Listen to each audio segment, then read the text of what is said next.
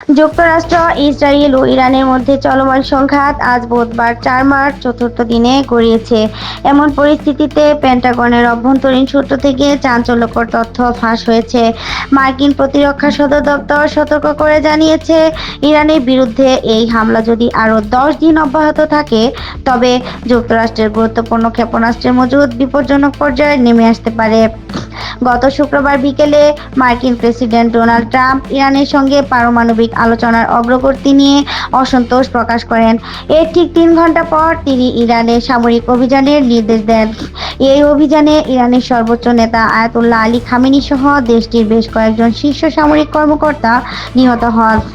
প্রতিক্রিয়ায় Iran, Bahrain, Saudi আরব, কাতার, সংযুক্ত আরব আমিরাত এবং ইরাকে অবস্থিত মার্কিন ঘাঁটিগুলোতে ড্রোন ও ক্ষেপণাস্ত্র হামলা চালায়। আল জাজিরার এক প্রতিবেদনে বলা হয়েছে, পেন্টাগন প্রেসিডেন্ট ট্রাম্পকে দীর্ঘমেয়াদী যুদ্ধের ঝুঁকি এবং অস্ত্রভান্ডার পুনরায় পুনরুদ্ধার উচ্চ মূল্য সম্পর্কে অবহিত করেছে। তবে ট্রাম্প এই সতর্কতা উড়িয়ে দিয়েছেন। মঙ্গলবার নিজের social media platform Truth Social এ এক পোস্টে তিনি দাবি করেন, যুক্তরাষ্ট্রের অস্ত্রের মজুদ অফুরন্ত এবং এই সরবরাহ দিয়ে চিরকাল যুদ্ধ চালানো সম্ভব। সোমবার তিনি ইঙ্গিত দিয়েছিলেন যে ইরানে এই হামলা ৪ থেকে ৫ সপ্তাহ বা তারও বেশি সময় ধরে চলতে পারে। প্রতিরক্ষা বিশ্লেষকদের মতে, দীর্ঘমেয়াদী যুদ্ধে বিশেষ করে ইন্টারসেপ্টর বা ক্ষেপণাস্ত্র প্রতিরক্ষা ব্যবস্থার সংকট প্রকট হবে। গত ২৩ ফেব্রুয়ারি জয়েন্ট চিফস অব স্টাফের চেয়ারম্যান জেনারেল ড্যান কেইন প্রেসিডেন্টকে সতর্ক করেছিলেন যে অস্ত্রের ঘাটতি থাকলে ইরানের পাল্টা হামলা ঠেকানো কঠিন হয়ে পড়বে। ইসরায়েল ও ইউক্রেনকে বিপুল সামরিক সহায়তা দেওয়ার ফলে যুক্তরাষ্ট্রের মজুদ আগে থেকেই কমে এসেছে।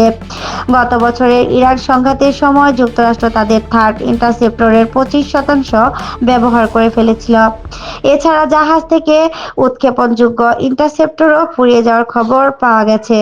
বর্তমানে জেডিএএম বা স্মার্ট বোমা তৈরির কিট এবং উন্নত মিসাইল শিল্ডের সংকটের ঝুঁকি সবচেয়ে বেশি। মার্কিন পররাষ্ট্রমন্ত্রী মার্কো রুবিও জানিয়েছেন, ইরান থেকে যে হারে ক্ষেপণাস্ত্র তৈরি করছে যুক্তরাষ্ট্র, তার মিত্ররা সেই হারে তা ঠেকানোর ইন্টারসেপ্টর তৈরি করতে পারছে না।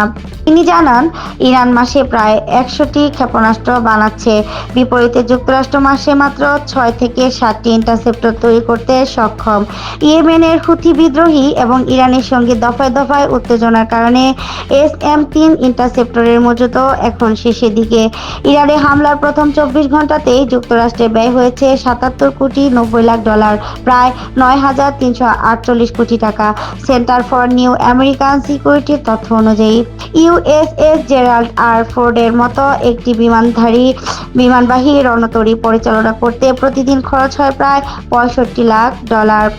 পেন হোয়ার্টন বাজেট মডেলের পরিচালক কেন্ট স্মেটার্স আশঙ্কা প্রকাশ করেছেন যে ট্রাম্পের কথা মতো এই যুদ্ধ দীর্ঘায়িত হলে যুক্তরাষ্ট্রের মোট খরচ $২১০ বিলিয়ন, প্রায় ২৫,২০,০০০ কোটি টাকা গিয়ে ঠেকাতে পারে।